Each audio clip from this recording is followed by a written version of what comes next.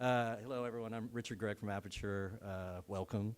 We're very happy today to have Lesley Martin with us and Alejandro Cartagena, and they're going to talk about Ground Rules, which was a book we published in the fall of last year that coincided with an amazing exhibition at SF MoMA that just closed and is moving on to Spain, Mapfre in Madrid, coming up in June 4th. Oh, wow, so good. So we're very happy to have them here. Lesley's a longtime creative director and publisher and everything else at Aperture, a former colleague of mine. I miss her very much because now she left and she is the executive director at Printed Matter, doing a great job here and there and everywhere else in the world and fighting the fight for printed matter and books all over the place. And then Alejandro is, Lesley will talk more about who Alejandro is, but he's a writer, editor, photographer, curator maybe sometimes. Yeah, I know, and just a real ambassador for the photo book. And these two met, through photo books and talking about books. And so we'll get to hear a little bit about that today. And so thanks to both of you for being here, and thanks to everyone else for coming in. And I'll give you the mic. Oh yeah, and and most importantly, a book signing.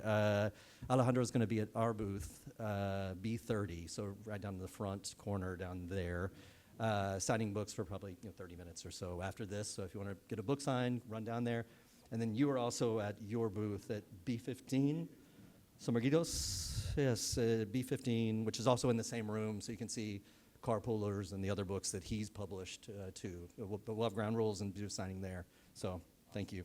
All right, thank you. Thanks so much, Richard. We just realized that we did not bring a copy of Ground Rules, so all the more that you should go. And also, thank you so much.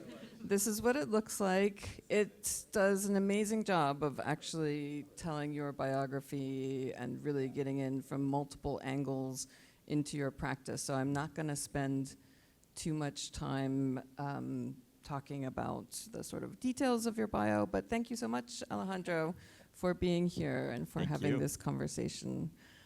I was inspired by the title of Horacio Fernandez's essay, A Portrait of the Artist as an Editor. I edited your name into there. If you look at the book, it gives the title of the author, Horacio Fernandez. Hey, editor as editor, it's also a thing. But I thought maybe, because I know that you were really excited to have Horacio contribute, and maybe you could just say a word about who Horacio is and his influence on your thinking. So I was just talking to somebody about Horacio, and he, if I'm not mistaken, he did a first take on photo books called Fotografía Pública at Reina Sofia in 1999. When nobody was paying attention, I feel. And he thought of this printed book as a way for photography to circulate in a distributed manner. And it wasn't only about the one picture, this glorious image that can go on the wall, but it's about circulation of full ideas, full concepts, full projects. And Horacio is a fascinating thinker. I think because he's on the outside and in Spain, and the language and the approach to what a photo book is very particular and very enriching to our whole culture of photo books. So Horacio is an OG. Definitely an OG, and I think what was really instructive about this project, Fotografía Pública, that sort of was lost then in the spate of books about books, is this is not just about photography and the photo book, but it's really about photo montage and photogram and all of these alternate ways of thinking, which I think very much echoes all of the ways in which you are rethinking the photographic image. And it does very much touch on the way that the printed page is a vehicle for mass communication, mass distribution. And so I think that echo is very a really strong one. That said, I was a little disappointed that he didn't dig in more into this idea of the artist as editor. And so that's what I really wanted to talk to you about today, because, you know, there's a lot of talk, at least in the photo community, and I think the more expansive way of thinking about the photo book is properly in a place like this, where you see the photograph used in so many different ways in this expanded field. But the book artist versus the gallery artist, and that as a distinction within the photo practice, I think of you very much as a book artist. Does that differentiation have any meaning for you? It does. Like, 20 years now into my practice and actually working on this book, it made me think of like different phases in which I've thought of my work. And the idea of a gallery artist, I would more use a nomenclature that is a project artist.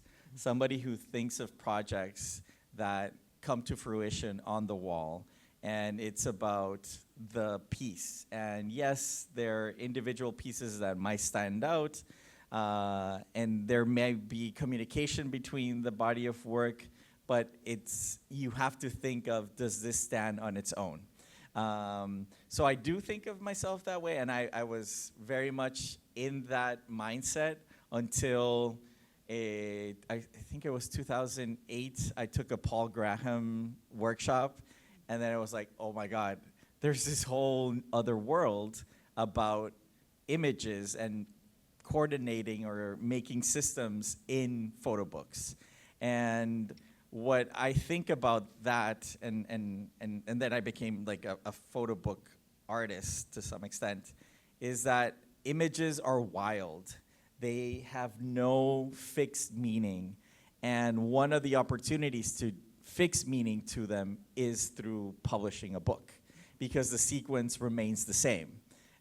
After you publish it, there's a beginning, there's a development, and there's an ending to the work when you publish it in a book. An exhibition floats. If you saw it in one place, then another place might need to change sizes, change distribution, but the book remains with the same idea, with the same sequence. So there is so much more commitment in publishing a book than doing something on the wall, I think. And maybe to refine that idea a little more crisply, when I think about a gallery artist, I think of, single framed images on the wall versus, say, an installation artist, where there is a recombination of images and external materials and extra photographic materials, and I think that's sort of where the circle, like the photo book artist or the book artist and the installation artist sort of meet, because it's not just this pristine presentation or reliance, as you were saying, on a single picture to make meaning. I also go back to think about Pablo Ortiz Monasterio, and he has, I remember taking a workshop a long time ago, and he said, a photo book is made out of good and bad pictures. And if you do not understand that, you are kind of bound to create a book of photographs instead of creating an idiom that exists only for the format of that book. And an idiom requires ebbs and flows of images spewing meaning and then reciting and taking back meaning and creating questions. And that push and pull is rare to see on an exhibition, because the real estate of the wall is so expensive, you only want to put the best images on the wall. And here, it's a different game. Well, it's also a sales imperative that might be functioning in the gallery, in the thinking of what goes up on the gallery wall. But I think you mentioned Pablo, and I think we were talking a little bit about how in the history and the rethinking of the history of photography, of course, the history of the photo book has been tremendously additive.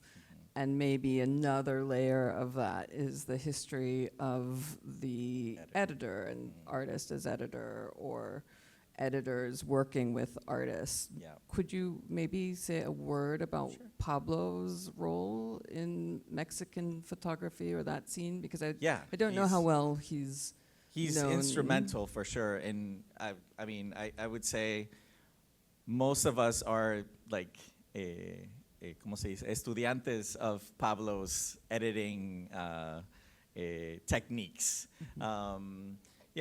Pablo, in his book, The Last City, he demonstrated how to articulate images together in a sequence to create a narrative of this chaotic place, which is Mexico City. And it's a fascinating book that, for many of us of my generation, we learned how to speak through sequencing. He has one book, I don't even know the name of the book, but it's a book where he repeats, there's an image on the right, and then you pass the page, and that image appears again on the left, and then a new one on the right, and kind of like this equals that of Jason, but with his photographs. And when I discovered that, I was like, what is this? Like, there is real estate in the book, and you're printing the same image twice. That was like, that's an aha moment of like, this means something so much more that I didn't even understand that photography and photo books can do. So yeah, he was, I would say, very instrumental. And people who are thinking of photo books in Mexico, Pablo is definitely a lineage we cling on to. Yeah. Yeah. And I think the context, the overall context of viewing in Pablo's books, where it's not just, again, the single image, it's the sequence of images, it's the mise en page, the way the image appears on the page, it's the materiality, you know, collaboration, that Lost City with 12 twin palms. Yes. But could you talk a little bit about how you think of that construction of these constellations of things that create meaning and impact the read of an image? And I mean, that, to finish the Pablo and what we were introducing there, is the idea of the editor in photo book making. It's still a fertile field. We don't have a history of photo book editors. I mean, hint, hint, somebody published that. Because it's an important part of constructing meaning. Images, like I said, like I mentioned before, they're wild things. They don't have meaning until you create a context for them. And that context involves sequencing, pairing, materiality, typography. All these things create an alternative meaning to the original meaning of the capture of the photograph. And it makes the photograph an ever more sophisticated and complicated image. But to some extent, you can tame it by publishing, by sequencing, by making a decision of why an image is in certain places in the book. The placement on the page. I mean, there's a set of decisions that contribute to the photographer becoming more of an author, because you're putting intentionality as to how those images are going to be viewed by everybody. And it's always there. It's like, again, it's fixed in the book. And hence why a book is very gossipy. It can say how good or bad taste you can have. It tells your understanding of typography. It tells your understanding of sequencing, of editing, of design, of materiality, of the history of the photo book. So it's a big commitment to publish a book, or you could just, you know, fuck around and find out and see what happens, right? And you can hit some interesting notes with that naivete, which I think, for me, when I started publishing books, I was very naive, and eventually got to a place where I was like, oh, these decisions have meaning. and I need to process a little bit more why these things are going to happen in a book. Yeah. I did like that Horacio describes you in the essay that appears in this book as an orchestra conductor, and that you're managing various instruments and responsibilities, which is basically what you're talking about here. You've published 27, 28 books by this count. This is a spread from Ground Rules. Yeah. And I'm not These sure are why some. this is, I'm just doing that. And I mean, I think just looking at some of these spreads where you see these different aspects of your publishing practice, you know, one might encounter this not knowing who you are or what this is, and it could be, you know, a collection of different artists. And so how do you control these variables that we're talking about? According to each project, how do these all fit together into your overall thinking about your practice? So I would, spilling the beans, there's something about being Latin American where my culture is about everything's unfinished. Nothing remains. Everything is in constant flux. And I could decide to like fixate on a format and just publish everything vertical, hardbound, blah, blah. But I want to hint in that eclecticness that these come from a Latin American perspective. And I'm willing to jump from this super formal catalog to, you know, a zine like the Insurrection Nation that we printed in the studio, to working with a publisher in Italy. And that diversity, I feel, is very much about my identity. So I'm trying to project that through having such a wide range of how the books are published. And then there's a second part of why they're so different and so eclectic. And I do believe, as much as possible, what do the images need in terms of physical design to convey the meaning that the project itself is trying to convey? So like that little box of Kodak that you see there, that's about a found group of negatives from the first, how do you say, for a movie, there's a calling, there's a casting. That was the casting of the first nude movie in Mexico in the 1950s. And somebody came to my studio and said, here's a box of nudes, encueradas. And they had no idea what they were. And I gave them to a friend who's a historian of movies. And he's like, oh yeah, this is from that movie. And literally I made a facsimile of exactly how I acquired that box. And when you buy the box, it's closed. Nobody can see it publicly. You have to buy it and take it home and see them privately. So that is mimicking the experience. I'm not the author of that. I'm just like a transmitter of that found object. So that is why I'm not going to publish that in a book and print it. It doesn't make any sense.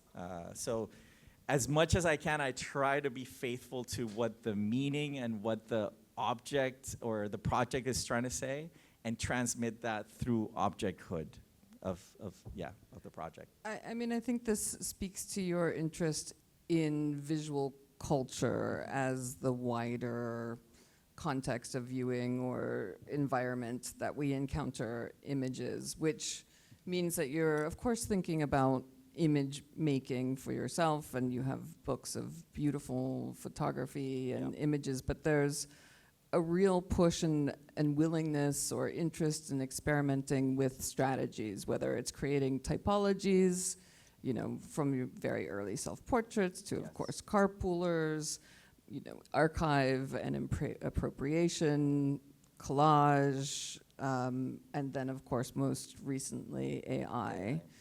And I wonder if you have, prior to now, received a little bit of pushback about having such a wide toolkit and approach to images? I don't have I have pushbacks for like prodding areas that people think that I shouldn't be prodding, but I'm just curious about how images function in our world. And like this exploration that I've been down for the last 5 years with AI and computer vision and algorithms, it's about this interconnection between photographic culture and how that culture has informed this new image making system, which is prompt based or algorithmic or anything that has to do with synthetic creation of images.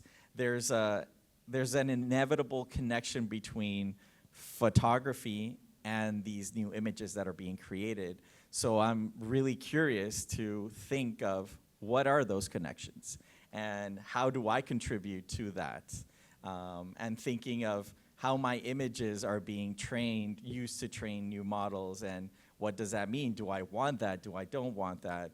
Like right now I'm doing a project where I'm collecting old photographs and thinking like up to the 1980s, none of those were ever digitized.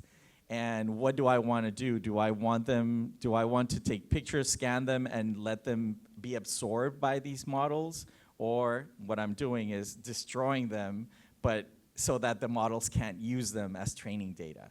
But in order to not have that happen, you have to destroy the image or hide them in your closet, right? But it's not visible for people to like think of this dilemma. You don't want these images to be used for synthetic images. You have to take them out of circulation or destroy them.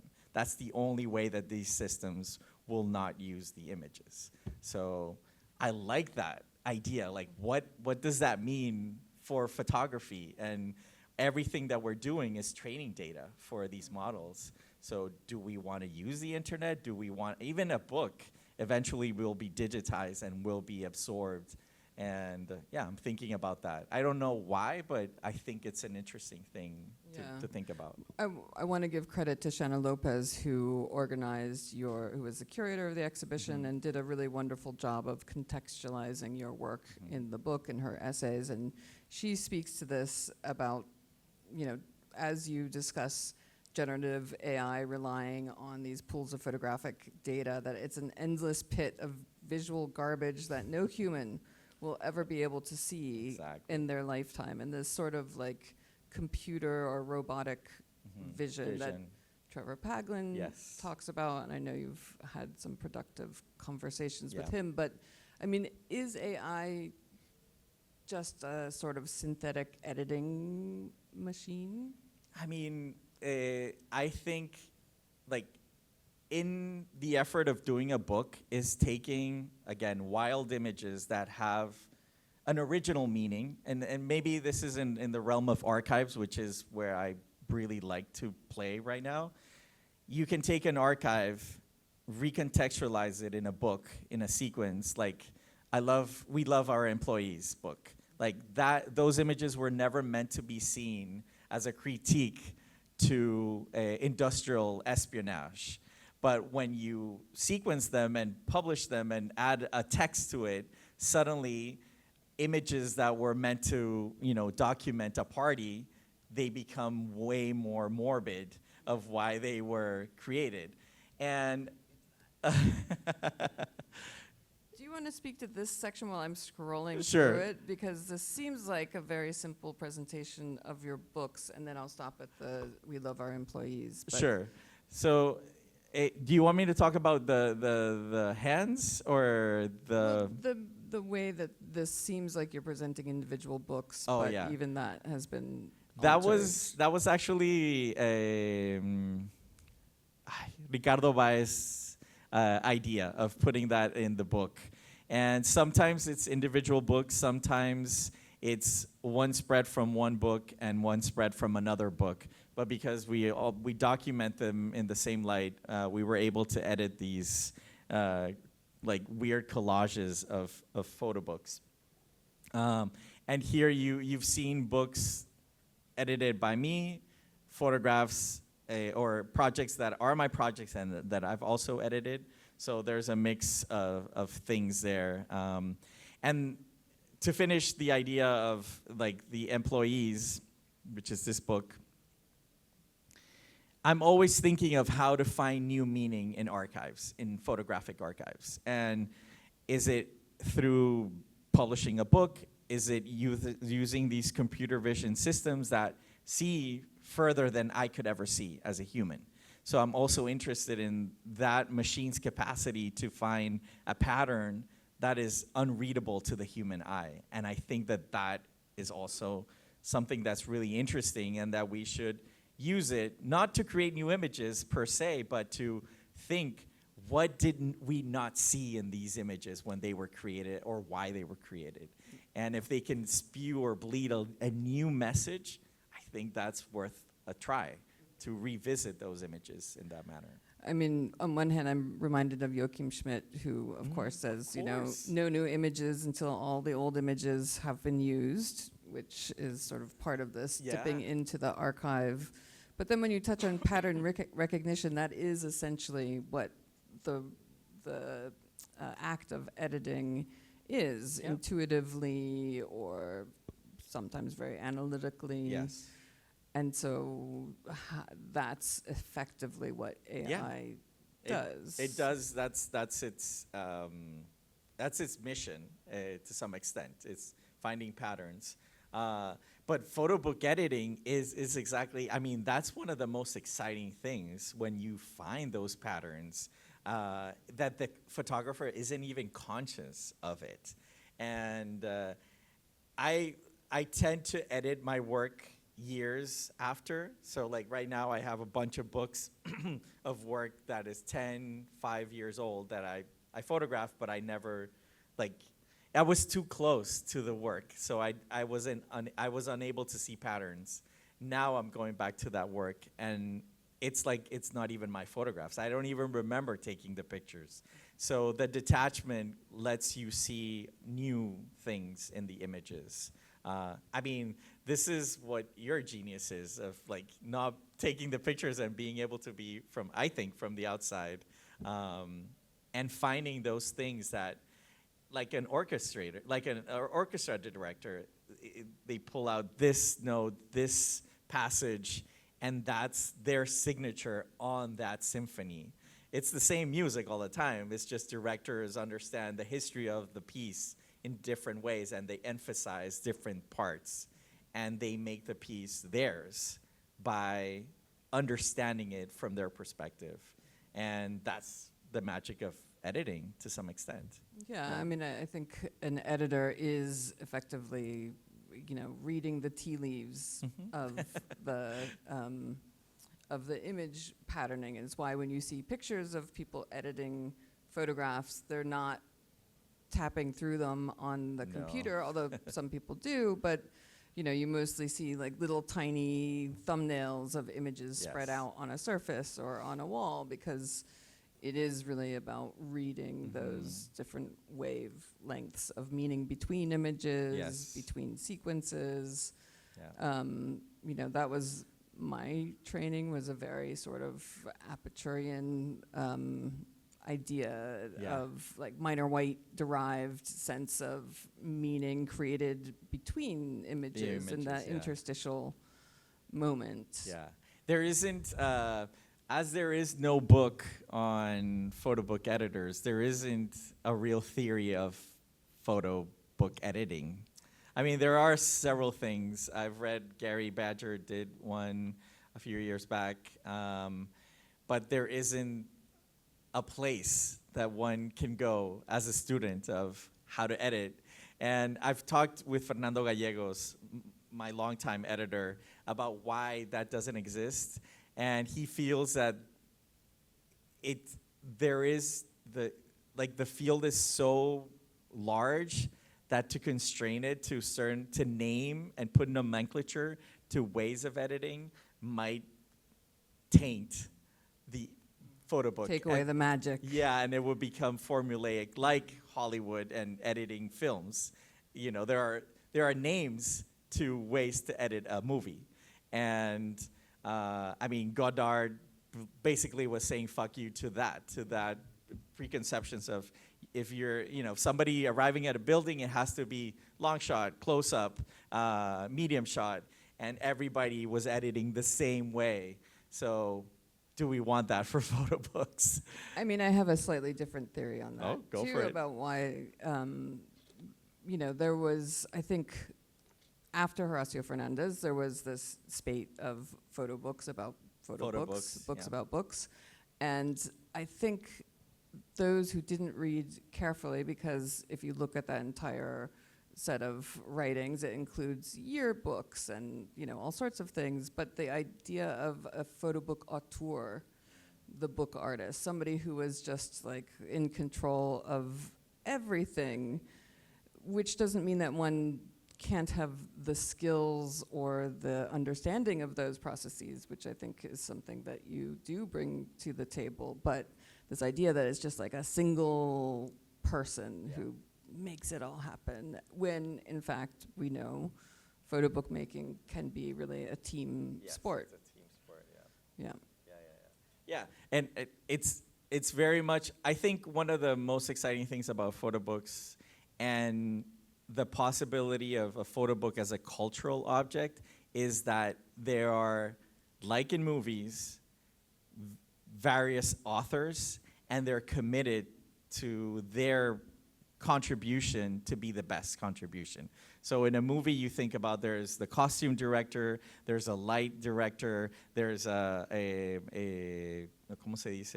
A casting director, a stage director. All these people are authors within the movie. And when you think of a photo book, you have the design director, the typography director, the material director, the printing director, the writing director, whoever writes the text, and then there's the photographer. The separation, The the person on press. La I mean, fototecnica, yes. yeah. So if we have a possibility of photography being, having a super strong cultural object, it's the photo book. It really has that opportunity because there's so many commitments of people contributing to make it the best object possible. So, yeah. Can you tell us a little bit more about your collaborative team? Mm-hmm. Sure. So the person I've edited more books with is Fernando Gallegos. He used to be my student in university, and then we started. He's a cinematographer and an avid reader. So, and he's like 10 years younger than me, so a different generation. We see the worlds from completely opposite viewpoints. And the first time that we collaborated was in Carpoolers. And funny enough, the first edit of that book, the first dummy, I took to you, and I think we were in Arizona. It was at the center, yes. And it was not good. It was a book that was broken into parts, and you told me, Fernando wasn't there, and you said, there's something here, but it feels like 4 different books. And that destroyed us. Obviously, it did not. No. I mean, for a few weeks of depression, because we had been working for a whole year, and we were so excited. It was like, yeah, this is gonna, kick ass, and everybody's gonna love it. And sure enough, it needed a whole other year of work. And in the end, it was a great book. So Fernando, his perspective, his cinematography, understanding of light and composition, and his understanding of life from a completely different perspective, we clash all the time. Like, sometimes he brings edits that I'm like, I don't even know what you're doing here. And sometimes I do things and he's like, no, there's nothing there. So we eventually ended up working that he would do his edit, I would do my edit, and we would present it on the wall. And if there were coincidences, it was like the images are asking. That sounds like a fun game. Yeah, to be seen that way. So it's like, we can't, this is it, like those moments, and then analyze what happened here. What happened here in this pair that makes us see it, you with your perspective of life and me see the same thing, and then that builds the edit of the whole book. So we have maybe 1 or 2 or 3, and then we build around those 3 coincidences. And then with writers, I really like working with Jimena Peredo. She's an activist, a researcher on the city, and she's from Monterey, and she has a very deep knowledge of the city we both inhabit.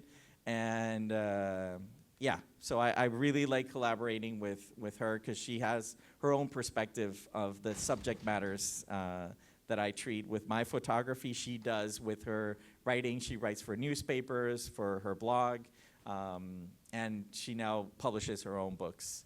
And designers? And designers, I don't have a close relationship with designers. I find them once I know what I want. Because if I feel that if I go before, it's just too much of, they're trying to push themselves onto the book. And it's not about that. I want them to finalize their part, not edit and placement of images on the page. Though this book was my first experience with telling Brandon and Ricardo, I don't want to do anything of this book. You do everything. And well, this is a book about you. yes. As much as it's not really a book by you, Yes. per se. Exactly. Which So makes a it was a difference. perfect moment to let go. And honestly, 20 years of work, I had no fucking clue how to edit that.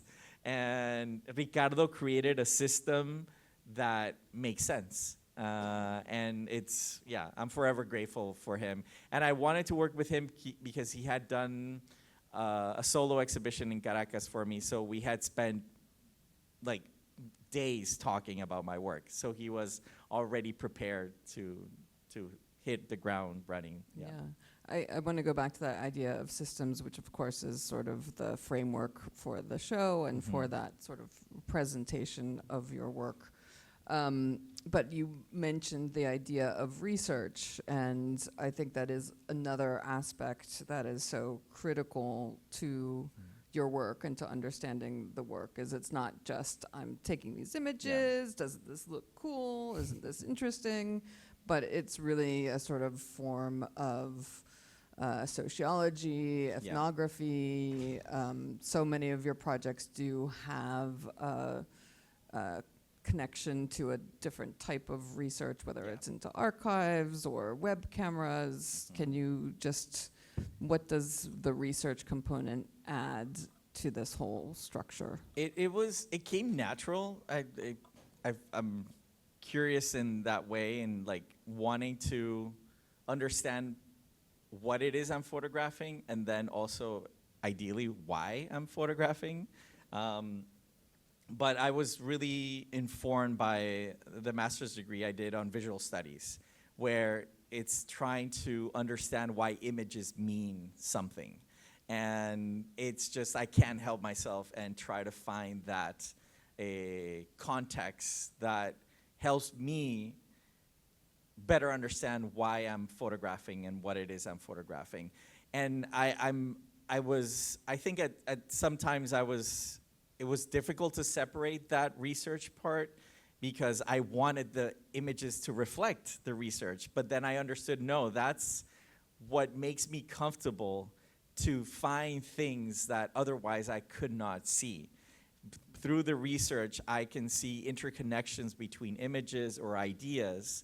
And that doesn't mean that I literally have to represent them, but it's that I know that they are there, that I can see new things. So research really helps me be comfortable with showing what I'm showing. And it's not a one-to-one reflection of the research. Again, it's just it makes me feel comfortable that I kind of know what I'm photographing and why the images exist. Yeah, it's like Yeah. an underpinning Yeah. or substructure Yes, yes. to the work. Which then, why I continue to photograph ideas of the city and archive, it's because you build this understanding of things, and instead of jumping from theme to theme, I've been trying to build this thread that it's all interconnected in some way. The city, infrastructure, transportation, homeownership, archives that create identity of a place, and that is, I feel, like my little world or system in which I inhabit. And I'm just reiterating that over and over again because I've seen so many things by spending a lot of time reading about them. So, yeah. I do want to make sure that it's 5:45, so I want to make sure that we have room for any questions. If anybody wants to ask you anything, any questions for Alejandro? You explained it all so well that there are no questions. Somebody back there. Yeah, I'm actually curious about, well, thank you for your work. It's really great to hear you speak about it. Thank you. I'm curious about if there's anything you have to share about the like what you were just describing, your interest in these systems that you're encountering in different ways. If there's any sort of personal or what you've discovered about the connection that you have to that from a kind of emotive or... Yes. Yeah, I'm just really curious about that. Yeah, I mean, that is... sorry for being tacky, but that's what I call the fire. In my practice, the complete I don't understand why I'm attracted to these themes, and yet I also understand these themes because of psychoanalysis and going to therapy for many, many years, and digging and digging and digging. It's a family thing in terms of thinking of the city. My grandfather was a construction worker. My uncle is a civil engineer and has had construction companies. So they were always thinking about building and taking me to building sites and thinking about design. And it's something that was part of my life in Mexico. In Dominican Republic, it has to do, this idea of digging comes from the education program that I was in. It was, we were in a little bubble in the island, all British engineers, teachers, and we all went to it's not a Montessori, it's a different kind of beast, I don't even know how to call it, but it was a very critical thinking kind of education, and everything was questioned, and so that bleeds into seeing things and then obsessing over them and why they are the way that they are. And then I would say a third part is the cultural shock of growing up in one culture in Dominican Republic where truth was one thing, and when I got to Mexico, truth was another thing. And not understanding why is that? How does that operate? And that is culture. And culture is this invisible thread of ideas that make a country, a town, a neighborhood. And you can control culture. It builds in these threads and systems that you can't see them. So I'm always trying to see those threads of culture. And in the visual studies masters, we a lot of the theory is about culture theory, and we're thinking about these invisible things that are around us, and asking questions of why is that there? Why is the government deciding to build the way that it's deciding to build? Who's making the decisions? Is it a political thing? Is it an economical thing? Is it a mobility thing? And then asking to people if it's this, if it's that, if it's that. And spending a lot of time thinking of that and asking questions about that. I don't know if that answers the question, kind of. Yeah. Yeah. Can you speak a little bit more to the editing? You don't want to homogenize. Mm-hmm. How come everybody sort of says, oh, thank you, Alejandro? Can you please speak more to editing? If we don't want to homogenize editing, then how come every time I open up my computer, it's like, you got to learn how to edit? Okay. So there's two, I mean, maybe, let me put an example of a book to tell you how I think good editing or a successful editing works. Suburban Bus is a book about traveling in a bus from the suburbs to the city and back. And when Fernando and I were editing this book, we printed 600 pictures, and we had them all on the wall.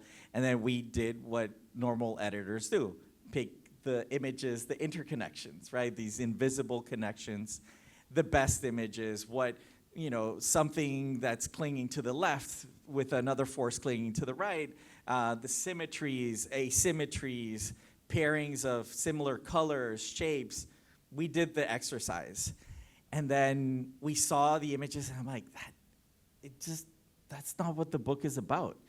And it took us a couple of months of seeing all the images there. And then one day I said, order them as I took them. And we made the sequence from like 4 in the morning when we got on the bus to 3 p.m. when we stopped. It was 2 days, and we ordered the 2 days in sequence. I'm like, that's the book. That's it. Because it's about traveling on the bus. So you edit the book as you traveled on the bus. It doesn't matter if it's a good pair, it's how things happened. And it's a book about traveling and being trapped in a bus for an hour, 2 hours from the suburbs to the city.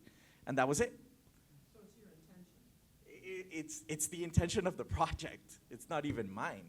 Like, that was the project was about. Yeah. Is that what you mean by ground rules? Establish the ground rules to a project? Yeah, we're trying to find the system that will orchestrate the meaning of the project in the book form. Yeah. I hope that made sense. Anything else? Thank you, sir. Thank you for lending us the book. I wonder if you both might just share thoughts on coming into an editing system of work or images from an artist or group of people who are past or gone, or how do you hear the voice of that archive? I mean, I do it all the time.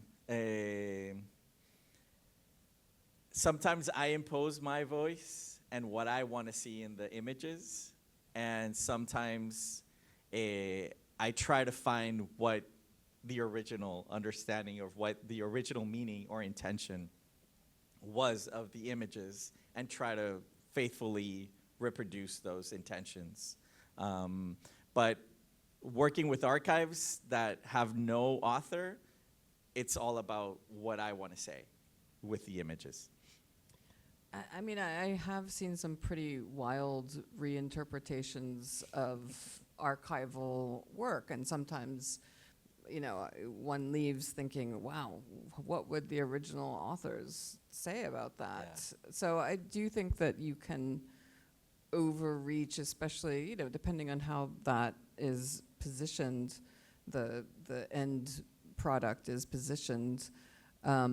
Obviously, there is also the theory that images speak for themselves, and if you're really looking and allowing the images to sort of operate for them on their own and to create meaning individually, that's another approach. I think it's really, though, before you can make those decisions, you have to understand and become as adept as possible in understanding who made them, when were they made, why were they made, and how do make your decision and your ground rule or systematic approach as best possible based on that. And I think it's one of the reasons too why you see a lot of books being created now that have a chorus of authors or different perspectives, because it's a way of establishing, here's one way of looking at this work, but there are many other perspectives on it. So I think you do it carefully. What is that book, Javier Miserac? Do you know that book of Barcelona? That's what I was thinking of. You I were was thinking of that exhibition where they took, that was such a crazy reinterpretation Yes. in a physical space, Yes. where there was this book about Barcelona that Horacio and Ramon Reverte yeah. and some others sort of, I have to say they just had their way with that work, and Yeah. they pulled out figures and they danced around on the screen and they presented it in the style of Steichen, Yes. where it was just a Yeah. really, let's say, creative approach to that particular archive. And they even did it with the book. There's two versions of the same book. Right. There's the posters or the image printed as poster and then folded. So all the images are half. And then the very classical, every image is, It's has actually a a space. beautiful, beautiful book. Oh, it's a great case study of editing. It's definitely. There you go. Yeah. Another great case study of editing is the No More, No Less series that came out of the Beijing silver mine, which is okay. another archival project. And we're going too long. Are we going too long? Do I have time to just say this? Okay, we're going too long. Anyway, No More, No Less, look it up. Same material treated by 3 different publishers and sets of designers, and it's a really amazing look at the magic of editing. Thank you all.